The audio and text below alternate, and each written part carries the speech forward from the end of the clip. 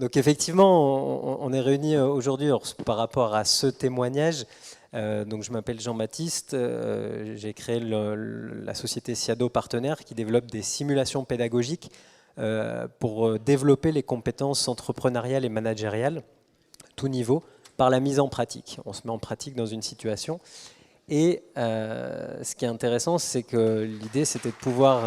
voilà, Armelle nous a fait le plaisir d'accepter l'invitation. Si tu veux dire un mot sur toi, si tu veux. Oui, je suis formatrice, mais au-delà d'être formatrice, je suis facilitatrice d'intégration de savoir, savoir-faire et savoir-être et des solutions de simulation pédagogique qui permettent d'aller vite et plus loin. Et ben moi, ça m'intéresse et c'est vrai que là, c'est un cas d'école qu'on va partager avec vous parce que ce que j'ai trouvé dans des solutions comme la simulation pédagogique, c'est qu'on intéresse les gens et par l'intérêt, le plaisir et l'envie d'apprendre, eh ben, ils vont beaucoup plus loin et on peut faire ça très rapidement. Effectivement, c'est un cas d'école et le terme est bien trouvé puisque le cas dont on va parler, donc, on va parler de l'IFAG, une école de commerce qui est répartie sur un peu plus de 20 campus en France et donc qui a des enjeux de réseau national autour de ces sujets. Et là, vous allez voir, on a vraiment pris un cas très précis, j'allais dire, puisque ça correspond à une semaine de spécialisation pour des étudiants en fin de cycle de formation, des Master 2 sur la fin de leur formation.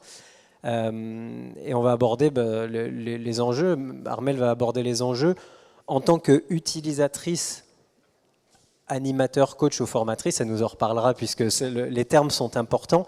Mais voilà, à savoir, dans les usages, il y a les utilisateurs finaux que sont les apprenants, mais il y a aussi les utilisateurs intermédiaires, facilitateurs, que sont les formateurs, les enseignants qui vont utiliser. Ça compte pour beaucoup et c'est pour ça qu'on voulait vous faire ce retour d'expérience de cette manière-là. Oui, c'est vrai, chaque rôle a son enjeu. Animateur, parce qu'on utilise la simulation pédagogique pour animer un grand collectif et le rendre plus intelligent rapidement. Facilitateur, parce qu'on facilite l'intégration de compétences et de connaissances et de savoir-être aussi. J'aime bien ce côté-là. Alors, si on commence par rapport à ce cas, est-ce que tu peux nous parler des enjeux qu'avait ton client IFAG quand tu devais intervenir ? Donc en fait, tu as très bien contextualisé la chose. On était sur des Master 2 multicampus. Donc l'IFAG, c'est plus de 20 campus différents.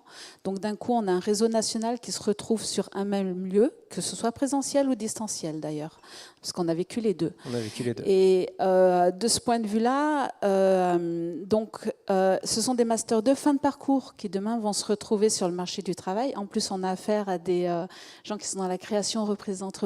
Donc on est dans l'entrepreneuriat, des gens qui ont un certain besoin et envie d'autonomie et d'apprentissage. Donc c'est vrai que ça, c'est l'un des facteurs en termes d'intelligence collaborative qui va aider. Ils ont envie. Hein. Et surtout, voilà, on est en fin de parcours, donc c'est des moments où ils se posent des questions, ils ont atteint une certaine maturité, ils savent que demain, faut y aller. Et on les réunit, ils ne se connaissent pas. Et en une semaine, ils doivent intégrer de la compétence en le partageant systématiquement, collectivement, parce qu'on va les mettre en équipe dans une simulation pédagogique. J'ai assez dit sur le contexte ou... Ça me semble, effectivement. Pour comprendre cette notion de compétence, c'est une semaine de spécialisation. Donc, la seule chose qu'ils choisissent, c'est le sujet sur lequel ils veulent décider de se spécialiser, je mets entre guillemets, d'aller un peu plus loin pour découvrir. Donc, ça peut être des sujets très différents. Avec Armelle, l'intervention était sur le cas du marketing digital. Donc, le but, c'était de se dire en une semaine, qu'est-ce que je sais, qu'est-ce que je saurai une semaine après. Est-ce que, sur le plan de l'homogénéité des compétences de départ, des profils des participants, est-ce que tu peux nous en dire un mot sur... Oui, alors, déjà, ce que j'aimerais rajouter, c'est que notre focus, quand on est sur une semaine comme ça, ou à la fin de la semaine, les gens doivent repartir avec une vraie connaissance et quelque part un savoir-faire. Ce qui est important, c'est de voir comment on va créer l'expérience qu'ils se rappelleront tout le temps et sur laquelle ils pourront capitaliser derrière. L'autre élément pour moi, c'est de les mettre en confiance rapidement et de leur prouver par eux-mêmes, par l'expérience, qu'ils sont agiles. Donc on va travailler sur beaucoup en mode pédagogie inversée. Vous avez peut-être entendu parler de ça, le 70-20-10. 10 apports théoriques, 20 où ils vont débattre entre eux et avec nous, et 70 où ils vont vivre une expérience qui fait que ce sera ancré derrière. Et je crois que c'est des outils en particulier avec les nouvelles générations aujourd'hui et les tout petits aussi qui sont essentiels à intégrer dans nos pratiques parce que c'est ce qui se marche le mieux. Ils sont en demande, l'information aujourd'hui, ils y ont accès comme ça et l'idée c'est de les accompagner à être plus agiles avec cette information et de garder cet esprit critique aussi par rapport à cette information. Mais du coup, je n'ai pas répondu à ta question. Alors, c'est effectivement, mais je peux la reposer. Il y a eu beaucoup d'autres réponses. C'est plus sur... est-ce que, selon toi, c'était un enjeu est-ce qu'il y avait un enjeu autour de l'homogénéité des personnes qui se regroupent en termes de connaissances initiales, compétences initiales? Merci de me recadrer. Oui, bien sûr. C'est beau être des Master 2 qui ont la même culture, parce qu'on parle de l'IFAG, donc quelque part culturellement ils sont les mêmes. C'est beau être des personnes qui ont appris les mêmes compétences quelque part, parce qu'il y a une vraie cohérence dans leur programme. Ce sont quand même des personnes qui viennent de lieux différents, qui ont eux-mêmes généré des atmosphères propres à chacune de leurs promotions. Et l'idée en termes de... acter l'intelligence collaborative autour de leurs compétences et les faire monter en compétences avec ça, c'est de leur faire prendre conscience qu'ils ne sont pas que compétences, qu'ils sont aussi capacités et de partager ensemble les capacités des uns des autres et s'appuyer les uns sur les autres. Et il est là le vrai enjeu en fait. Surtout quand vous avez un moment très court, il est sûr que tout formateur, facilitateur, appelez-les comme vous voulez, ont cette capacité d'amener la connaissance. Mais c'est vrai que parfois, on a besoin d'accélérateurs de potentiel qui nous permettent d'aller beaucoup plus vite. Et sur une semaine comme ça, où on regroupe un réseau national, on en a besoin. Et c'est là où la simulation pédagogique telle que les solutions SIADO proposent sont juste phénoménales. Sans vouloir faire de pub, hein, mais oui, parce qu'ils permettent d'accélérer. On s'appuie sur des données qui sont faciles d'utilisation tant pour le formateur que pour ceux qui l'utilisent réellement, et on est vraiment tout le monde se prend au jeu, c'est le cas de le dire.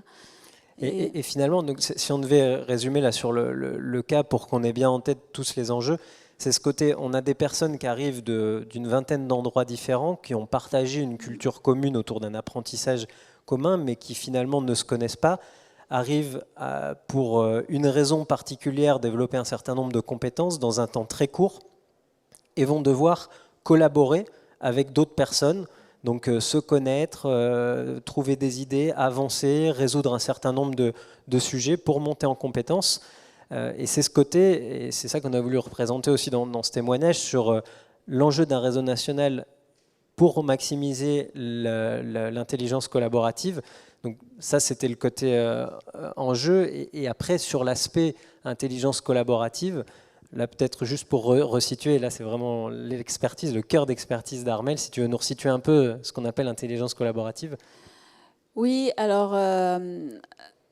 pour moi, on est dans le fonctionnement du groupe, quel qu'il soit, qu'on ait 2 personnes, qu'on ait 10 personnes, qu'on ait 300 personnes, c'est comment on met ce groupe en action et action rapide. Et c'est vrai que typiquement, quand un groupe se rencontre, on est dans ce qu'on appelle la collection d'individus, le schéma tout en haut, où on a des personnes qui sont compétentes, on leur dit « faites telle action », ils sont capables de le faire. Par contre, se retrouver pour le faire de façon solidaire, partager, s'appuyer sur les compétences, les capacités des uns des autres, ils ne savent pas spécialement le faire. Donc typiquement, pour aller vers ça le plus rapidement possible, sans sauter des étapes, c'est important de générer de la solidarité.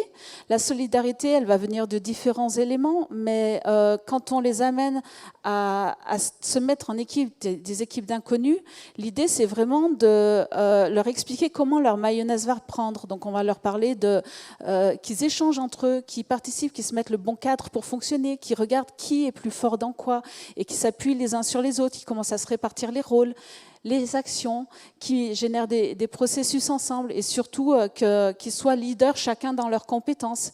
Donc on va amener cette notion de leadership indirectement, sachant que l'animateur, il a son rôle de modéliser ce leadership. Et quand on est sur des grands groupes comme 300-600 personnes, on n'est pas seulement un animateur, mais on a la chance d'être plusieurs. Ce qui permet, en termes de facilitation, de réellement modéliser cette coopération. Donc ça donne un schéma de plus inconscient. Et ensuite, l'idée, c'est vraiment de les amener très rapidement sur un sens commun, un objectif commun vers lequel ils vont aller. Et là, le rôle du facilitateur, c'est d'être garant de ce sens, de s'assurer que ce sens est non seulement bien compris, mais intégré, incarné petit à petit par les équipes, chacune entre elles, et collectivement entre elles. Donc on est vraiment dans créer ce lien. Je garde toujours ce schéma en tête, mais on dit que pour avoir une vraie puissance relationnelle, il faut s'assurer du bon lien et de la bonne loi. Et là, on obtient la puissance. Donc j'ai des petits schémas assez basiques en tête comme ça qui me permettent d'agir. Et finalement, là, on a le contexte, on a l'enjeu et on a le pourquoi on parle d'intelligence collaborative. C'est là où, tout à l'heure, on parlait en introduction de l'usage. En fait, ce qui est important, c'est ça. C'est que si on raisonne client, là, le besoin exprimé du client, c'est de dire il faut qu'on fasse travailler ensemble des gens pour monter en compétences rapidement. Ils ne se connaissent pas, ils n'ont pas forcément les mêmes niveaux initiaux sur le sujet en face desquels on va les mettre. Et allez-y, il faut qu'on garde une certaine culture et qu'on développe leur leadership. Tout ça, dans un cahier des charges, dit comme ça en quelques minutes, bon, ça peut paraître des mots. Quand vous êtes en face du cahier des charges, vous dites ouais, ok, c'est quand même beaucoup de choses en parallèle. Il y a des gens qui ont besoin de beaucoup de temps pour faire tout ça. Donc, c'est là où on se pose après la question. Et quand on parle de tech for good, pour des choses, effectivement, le but, c'est pas de faire de la tech pour de la tech. Et là, c'est de se dire de quelle manière le numérique, a fortiori là, les simulations, puisqu'on est dans ce volet-là, permettent de passer de la collection d'individus jusqu'aux équipes performantes en une semaine. Comment est-ce qu'on atteint cet enjeu ? Et un autre des mots-clés là-dessus, c'est cette notion de cohérence, mais cohérence multiniveau, cohérence des actions, cohérence des process, cohérence des personnes, cohérence des rôles. On est vraiment dans cette notion-là de mettre les choses en action dans une forme d'alignement, une cohérence propre à chacun et à tous.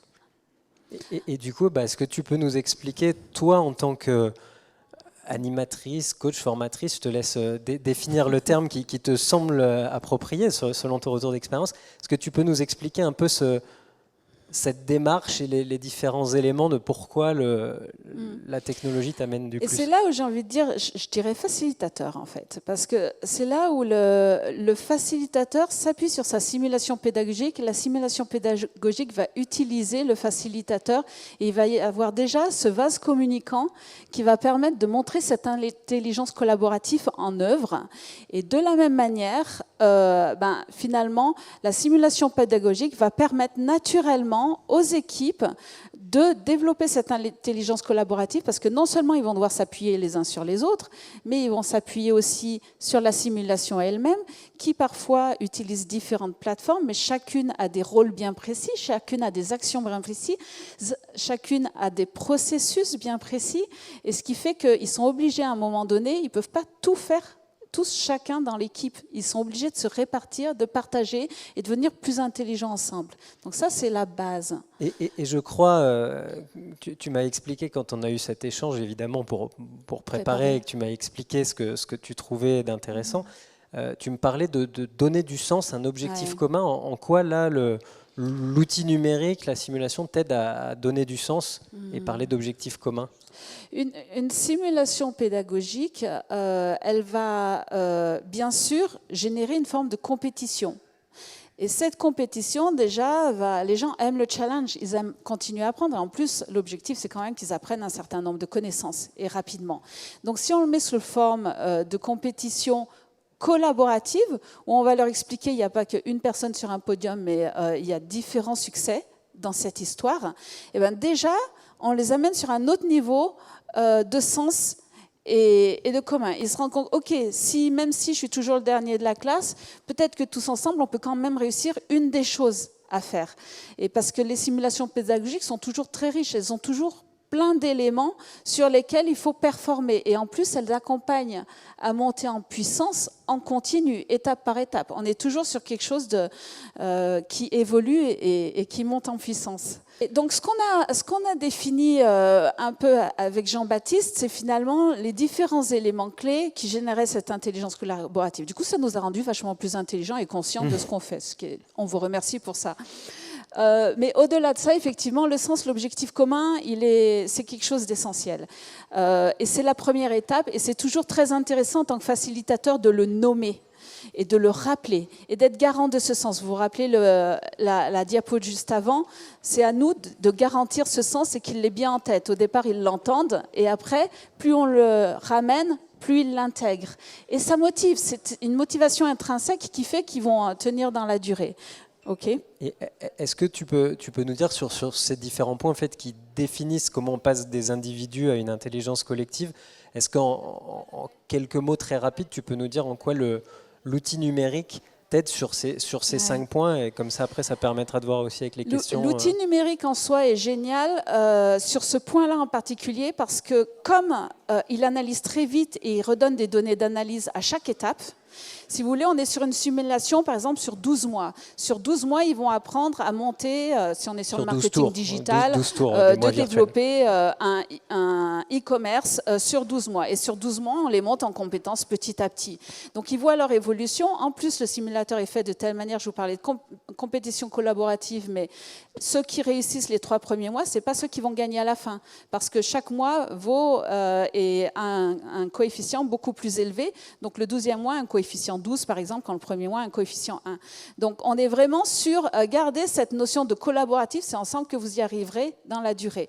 Mais de voir son évolution, d'avoir cette capacité de l'analyser et d'y aller, c'est ça qui donne le sens aussi. C'est dire, OK, je progresse, je me vois progresser, je vois ce que j'intègre, je continue à avancer.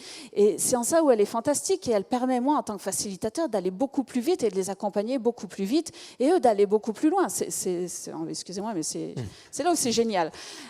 Ensuite, mettre le bon cadre et le rappeler en continu. Le cadre, ce que je trouve intéressant aussi dans cette simulation pédagogique, c'est qu'elle donne un rythme. Et excusez-moi, j'ai accéléré le mien parce que j'ai plus de temps. Mais elle donne un rythme qui permet réellement de s'adapter. Ils vont avoir un certain temps pour chaque décision à prendre. Il y a un rythme sur les décisions, il y a un rythme sur l'analyse, il y a un rythme sur le briefing. Et ça, il y a aussi des rituels autour de ça. On va avoir toujours un briefing où on apporte de la connaissance. Derrière, ils sont dans l'échange de pratiques, le débat où ils acquièrent toujours plus de connaissances dans ce qu'ils regardent, sur les documents sur lesquels ils s'appuient. Après, il y a un partage d'expérience où ils sont dans la prise de décision, ils testent des choses.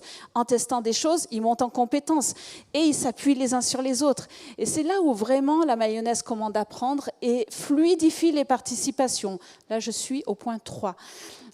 Fluidifie les participations parce que les gens comprennent qu'ils sont compétents. Il y en a qui vont comprendre certains indicateurs plus que d'autres. Certains vont comprendre ce que c'est cette notion de visite de trafic si on parle de marketing digital et comment ça évolue. D'autres vont plus facilement comprendre comment on utilise le référencement payant. D'autres vont plus facilement comprendre et ils vont s'entraider. Ils auront une vraie stratégie aussi sur comment développer. Ça fait partie du sens qu'ils vont mettre au départ. Mais OK. Mais derrière, ils vont vraiment ensemble construire quelque chose qui tient la route et le simulateur les aide à ce que ça tienne la route. Et en plus, ils peuvent l'analyser et en plus, ils peuvent revenir sur le résultat, voir ce qu'ils font. Quand on est sur une semaine, ils ont le plaisir d'y passer leur nuit dessus s'ils le veulent entre chaque journée. Et c'est là aussi où la mayonnaise prend. Vous savez, dans toute intelligence collaborative, il y a les temps formels, il y a les temps informels. Eux, ils se créent ces temps informels pour continuer à aller plus loin, continuer à aller plus vite. Et ça aussi, c'est important. Pour terminer par les responsabiliser, parce qu'ils ont des vrais engagements les uns par rapport aux autres. Mais le dernier point sur lequel j'aimerais insister, c'est que pour moi aussi, pour bien clore cette notion d'intelligence collaborative sur une semaine comme ça, qu'ils aient une expérience vécue qui reste, à la fin, on a toujours un temps, que ce soit 2 heures ou un quart d'heure, où on va honorer leur travail, où on va valoriser ce qu'ils ont fait. Et ça aussi, la simulation aide énormément parce qu'il y a plein de KPIs sur lesquels on peut s'appuyer. Ce qui fait qu'on arrive à la fin, on dit, OK, le podium final, l'équipe temps, c'est les premiers, l'équipe temps, c'est les deuxièmes, etc. Mais regardez, l'équipe qui était l'avant-dernière, eux, ils ont le meilleur KPI sur la gestion de trafic, la génération de trafic. Regardez, eux, qui étaient au milieu, là, qui ont toujours été moyens, et eux, ils ont le meilleur KPI au niveau du panier moyen, justement, par client, parce qu'eux, ils ont compris cet élément-là, etc. Et c'est ça que j'adore. Pour juste KPI, indicateur pour ce Key Performance Indicator, et indicateur clé de performance. En plus, on peut reprendre ça pour synthétiser. Est-ce qu'on peut dire finalement que là, ce qu'apporte le numérique, le digital et la tech dans le métier du formateur, c'est-à-dire qu'au-delà même de l'apporter aux apprenants, il apporte déjà au métier du formateur qui va plus vers un rôle d'animateur, facilitateur que de sachant qui transmet à ce moment-là, et que finalement d'un côté il y a tout l'aspect structurant d'une simulation qui est organisée selon des séquences, selon des sujets, selon un cadre auquel il est facile de se rattacher régulièrement, de faire référence. Et le deuxième axe, c'est les données qui sont générées en temps réel, quasi réel, qui permettent un feedback, un retour à l'apprenant instantané, à son équipe, à son travail, à sa contribution dans l'équipe, et qui permettent directement à l'utilisateur apprenant et à l'utilisateur animateur de s'appuyer dessus pour rebondir. Oui, et pour finir, je dirais que ce qui permet au facilitateur, à l'animateur, au formateur d'être le garant uniquement de cette intégration de compétences et de leur montrer qu'ils sont capables de travailler en collaboration sur des projets, qu'ils sont capables de travailler avec un inconnu du début jusqu'à la fin. Ils ont les ingrédients pour le faire aussi, quoi. Et on va plus loin, plus vite. Et en plus, dernier truc quand même sur cet outil qui n'est pas des moindres, c'est que je peux m'appuyer en tant qu'expert pour les aider à valoriser cette connaissance. L'outil leur permet de revenir sur la connaissance non-stop parce qu'une fois qu'ils ont fait la simulation pédagogique, ils peuvent toujours avoir accès aux documents, à l'information, et ça, c'est fantastique. Oui, c'est important de rappeler que ça ne se substitue pas, évidemment. Merci Exactement. beaucoup. Merci beaucoup, Armelle, pour ton témoignage. Merci à vous. Ça va être une journée frustrante parce qu'on ne va pas avoir le temps de prendre des questions. Ah, désolée. Une peut-être, une petite avec une réponse rapide. Il nous reste 1 minute. Je ne vais pas être trop frustrante non plus. Du coup, j'ai coupé les pattes à tout le monde. Ouais. Bonjour, Aurore. Alors, juste si je peux résumer, vous utilisez pas mal la notion de flow pour justement que les apprenants ils restent jamais trop dans le négatif ni trop dans le positif. Et un peu de gamification avec la partie, chaque semaine, ils ont un bilan et presque une notion de badge derrière parce qu'ils acquièrent des compétences. Par contre, je me pose une question sur, du coup, comment vous avez renseigné les indicateurs. Donc, comment le paramétrage vous l'avez fait, le temps que ça vous a pris pour justement le mettre en compétence derrière. Alors, je vais répondre parce qu'il y a l'aspect technique, mais sans être trop technique. Effectivement, vous mentionnez le flow, c'est notre guide de travail, c'est ça. Comment est-ce qu'on fait en sorte que l'apprenant soit toujours dans les zones où il n'est pas trop en difficulté, mais suffisamment, il ne s'ennuie pas, il reste cette notion qui est très connue en fait dans le jeu vidéo. Il y a aussi un peu le côté gamification, mais vraiment on n'utilise pas ces termes parce qu'on ne veut pas s'appuyer sur le jeu en tant que jeu, mais sur les mécaniques qui fonctionnent dans le jeu, toutes ces mécaniques d'engagement. Et effectivement, c'est ce qui fait, parce qu'il y a l'engagement, que l'animateur, le facilitateur peut se permettre de regarder autre chose, parce que son métier, il n'est plus justement d'essayer d'engager ou de transmettre de la connaissance, il est au contraire de regarder ce qui se passe et d'amener une vraie valeur ajoutée, presque de consultant, quelque part, dans ces différentes situations virtuelles. Donc effectivement, c'est ça l'enjeu qu'il y a derrière. Après, la modélisation, elle se fait à 2 étapes. Il y a effectivement la modélisation, on va dire, logicielle, qui est la partie en dur, dans laquelle on va réfléchir à un métier, comprendre quels sont les impacts quand je fais une action A sur des résultats B. Et ça, c'est le côté je modélise des effets. Et puis après, il y a la modélisation du scénario pédagogique. C'est-à-dire que sur la base d'un outil existant et d'un ensemble d'actions qui se passent, il y a comment l'animateur va décider de déployer ça. Est-ce que c'est sur un temps très court? Est-ce que c'est condensé sur une semaine? Est-ce que c'est réparti dans le temps?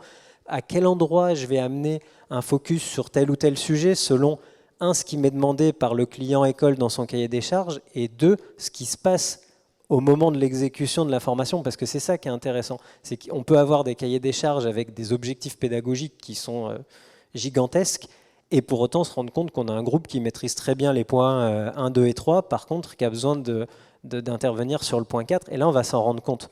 Et en fait, c'est pour ça qu'il y a beaucoup de parties prenantes dans tout ça. Toute la modélisation en dur, c'est notre travail côté SIADO, et tout le déploiement, les scénarios pédagogiques, c'est notre travail de former des animateurs en capacité de comprendre les outils pour les intégrer au mieux. Souvent, je prends l'exemple, c'est un peu comme, il y a plein de cours aujourd'hui qui se font avec PowerPoint, les cours traditionnels. Enfin, il y a quand même 1000 manières d'utiliser et de faire un cours avec PowerPoint. C'est un peu la logique, là, c'est de dire, il y a l'outil, et la manière dont on le déploie est tout aussi importante que l'outil lui-même, qui, pour nous, en tout cas, passe au deuxième plan, quand bien même on est tech. Merci beaucoup, merci.